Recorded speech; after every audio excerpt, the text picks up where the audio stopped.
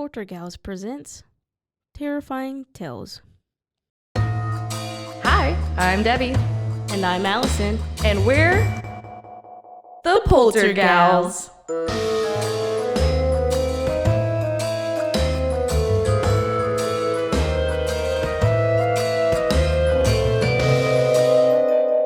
Spooky.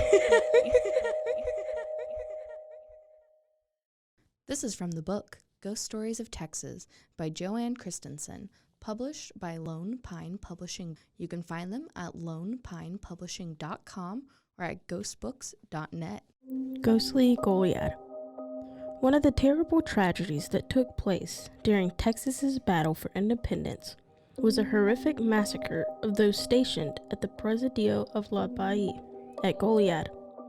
Colonel James Walker Fannin and 352 of his men had been captured by Mexican General Santa Anna's forces at the Battle of Galito. 1 week later, on March 27, 1836, every one of those soldiers were executed. Today, the horrific fortress seems to bear the psychic scars of that dreadful time.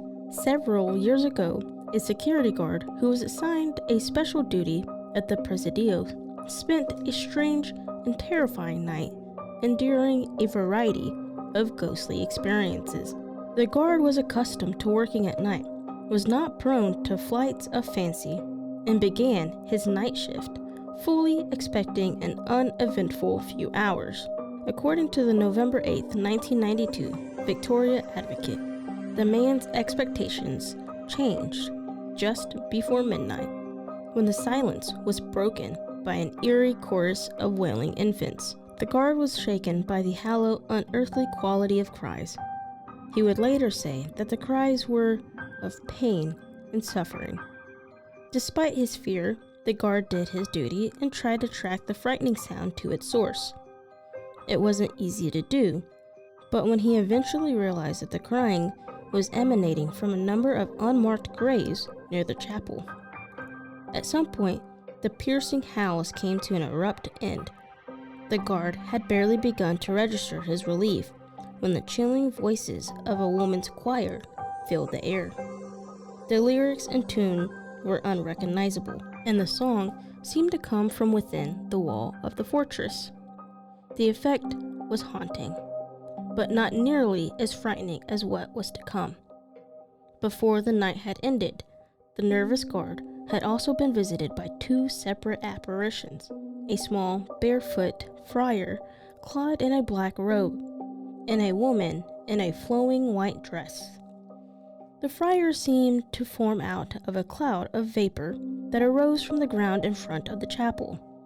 He was no more than 4 foot tall, and his face was obscured by the hood of his robe. The ghost seemed oblivious of the security guard's presence as he wandered around the church muttering prayers in Latin. Eventually, his religious duty done, the little fellow vanished.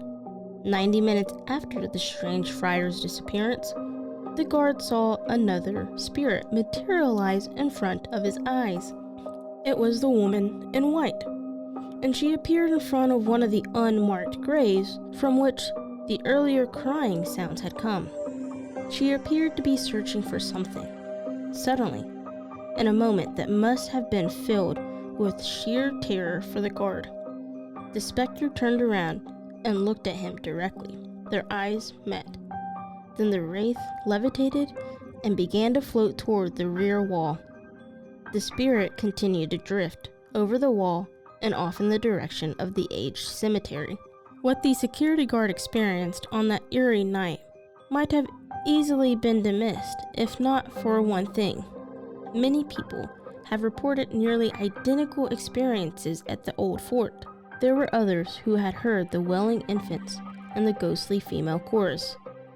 There were others who had seen the phantom friar.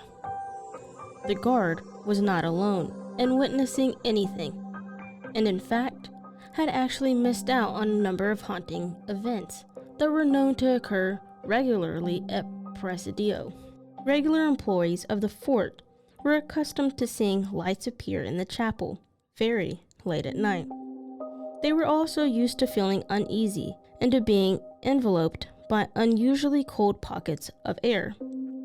There were many spooky tales told by those who worked within the Presidio, but perhaps the most chilling story of all came from those who simply lived in the area. According to a 1984 Halloween article in the Texan Express, drivers alone in their vehicles late at night passing over the San Antonio River would sometimes experience the fright of a lifetime.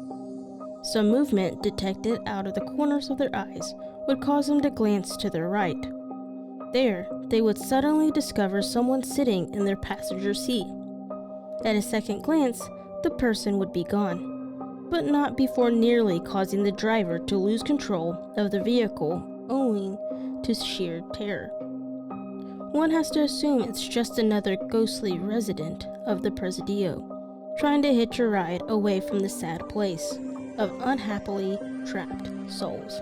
Be sure to follow us on Facebook or on YouTube at The Poltergals, or on Instagram at _Poltergals. You can also find us wherever you get your podcast or at roguemedianetwork.com. You've been listening to The Poltergals, a Rogue Media Network podcast.